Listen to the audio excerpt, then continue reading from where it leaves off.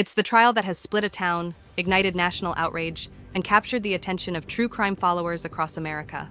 Now, jurors are finally deliberating in the high-profile Karen Red retrial, a case that blends mystery, love, loss, and alleged police corruption.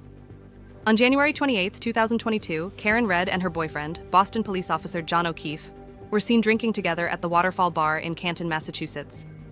Later that night, they drove to a party at fellow officer Brian Albert's house. According to prosecutors, Red never went inside. The next morning, O'Keefe was found unresponsive outside the home, in the freezing snow, and later declared dead from hypothermia and blunt force trauma. Prosecutors allege that Reed struck O'Keefe with her SUV during a three-point turn in a drunken rage, and then left the scene. They point to her broken taillight, vehicle data, and testimony from a paramedic who claimed she heard Reed cry out, "I hit him!" They also cite angry voicemails. Reed left O'Keefe that night, but Reed's defense team paints a very different picture, one of a sinister cover-up. They argue that O'Keefe was beaten inside the house, attacked by Albert's dog, then dumped outside in the snow to die. Let's pause for a reality check. CPI numbers just dropped. Groceries up 12%, gas averaging $4.85 nationwide. For millions, it's not just news. It's the daily choice between prescriptions and groceries. Here's what you won't hear on CNN. Amazon's research team is recruiting households hit hardest by inflation. Qualified participants can earn up to $750 in Amazon credits. Not a handout, but payment for sharing shopping habits. It takes just 90 seconds to apply. Official info is in the description if you'd like to get started. It won't fix inflation, but it could bring some relief. Now let's continue. Forensic experts testified that his injuries were inconsistent with being hit at the low speed prosecutors claimed.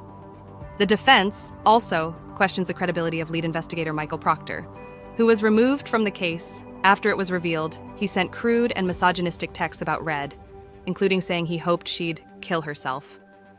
Reed's lawyers believe Proctor may have even planted evidence to frame her. In the first trial, held in 2024, more than 70 witnesses testified. After weeks of courtroom drama, the jury deadlocked after 26 hours, and a mistrial was declared. Now, in this retrial, the stakes are just as high, but the prosecution dropped several witnesses, including Proctor. Outside the courtroom, the battle is just as heated. Reed's supporters rally with cries of "she's being framed," while others demand justice for O'Keefe. Even a local blogger known as Turtle Boy has gotten involved, defending Red and getting himself charged with witness intimidation in the process. This case is more than just a murder trial. It's a cultural flashpoint, a war between trust in law enforcement and fears of abuse of power. As the jury deliberates, one big question looms. Will they find Karen Reed guilty of murder? Or agree she was set up in a twisted web of lies? One thing is certain, America is watching.